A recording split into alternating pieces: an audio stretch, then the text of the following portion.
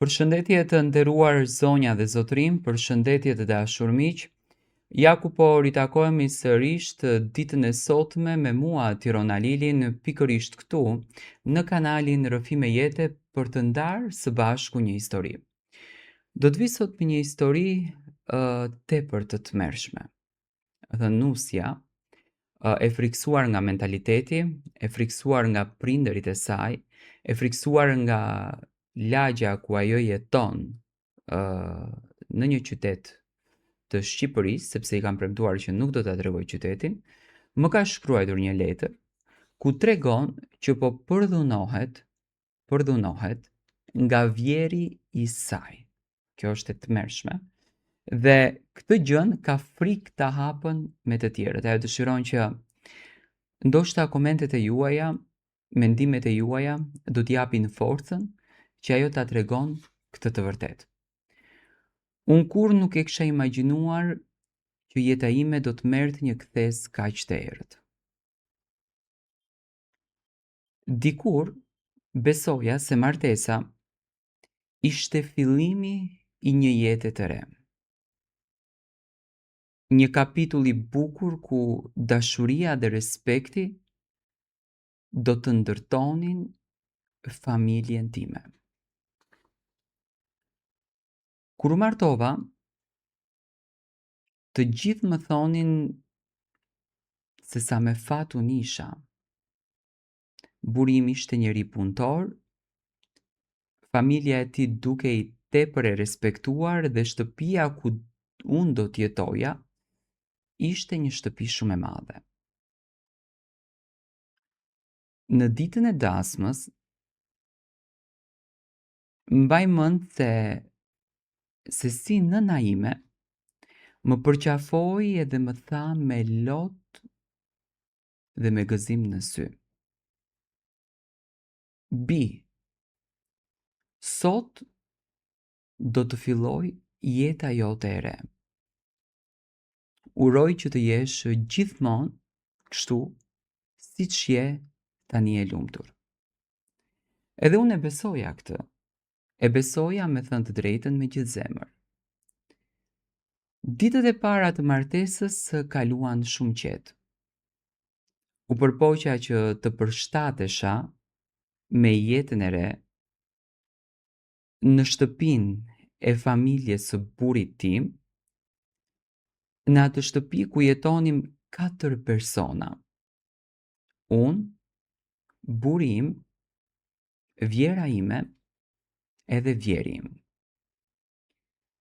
Në fillim gjithçka dukej shumë normale. Vjera ishte një grua e qetë dhe shpesh më mësonte si bëheshin disa punë shtëpie, që nuk i kisha bërë kur më parë. Vjeri nga ana tjetër dukej njëri shumë serioz. Ai nuk fliste shumë, por kur fliste, mundohej që të dukej i sjellshëm. Shpesh ma thonte këtë fjalën: ti je si vajza ime. Unë buzëqeshja dhe e respektoja si një prind të dytë. Por pas disa javësh, fillova të ndjeja diçka shumë të çuditshme. Nuk mund ta shpjegoj saktësisht, por shikimet e tij nuk më dukeshin as pak normale. Kishte diçka në mënyrën se si më shikonte që më bënte në të vërtet të ndjehesha shumë në siklet. Fillimisht mendova se ishte vetëm imagjinata ime. I thosha vetes se ndoshta po e teproja. Por një ditë, ndërsa po pastroja korridorin, ai kaloi pranë meje dhe më preku në një mënyrë që më bëri të ngri në vend. Nuk ishte një prekje normale.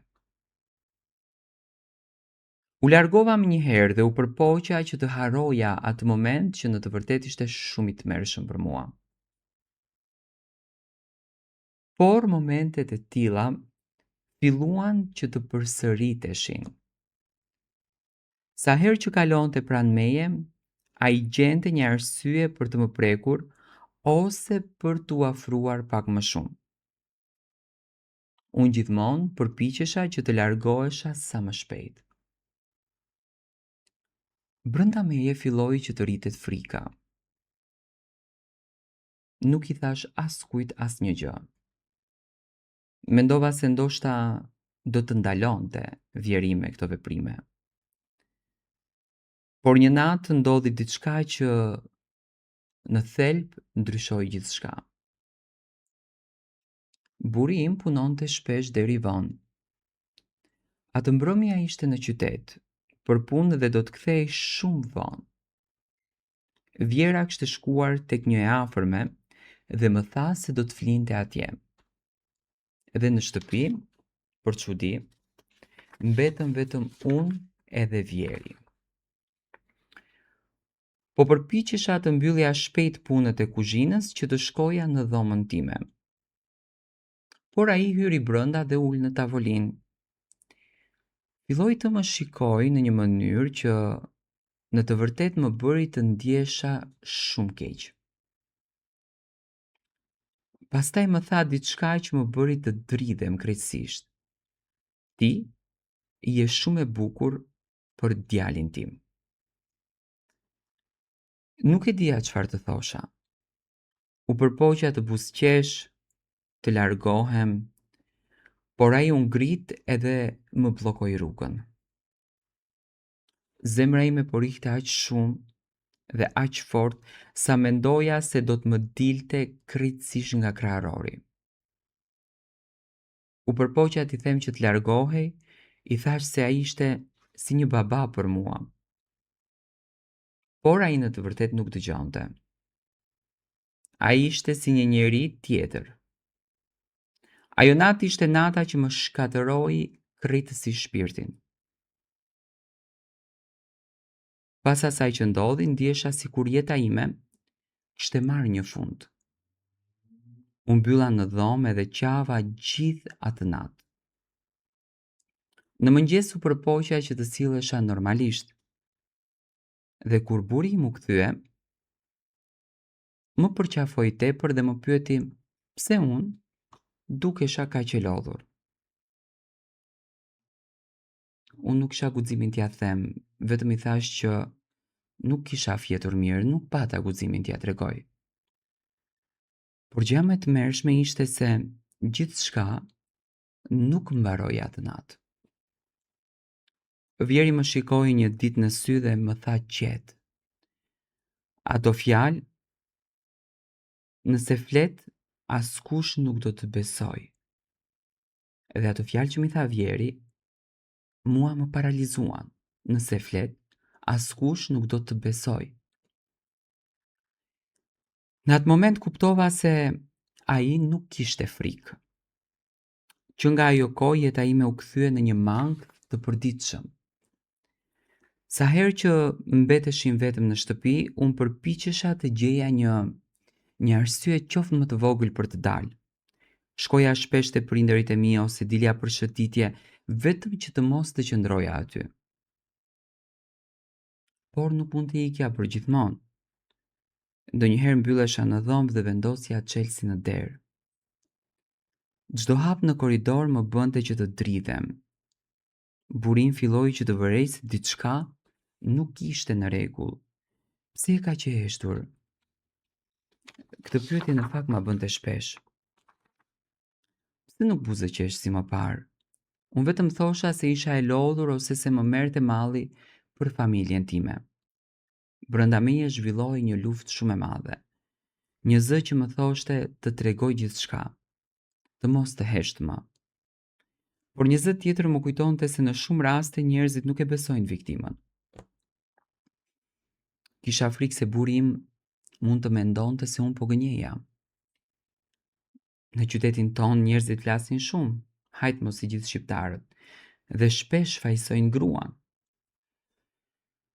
Netëve shpesh qaj në heshtje, lotët më binë në jastik dhe askush nuk i dëgjon. Ndonjëherë e pyes veten sa gjatë mund të jetojë një njeri me një sekret kaq të rëndë. Unë jam vetëm një grua që dikur ndronte një jetë të lumtur, sot jam një nuse që jeton me frikë në shtëpinë e saj. Dhe çdo natë lutem që një ditë të gjej forcën për ta thënë të vërtetën, sepse disa plak nuk shihen nga askush, dhe disa lop derdhen vetëm në heshtje. Në fakt, kjo është historia që na ka shkruar kjo nuse dhe kjo ka ndihmën e komenteve tuaja.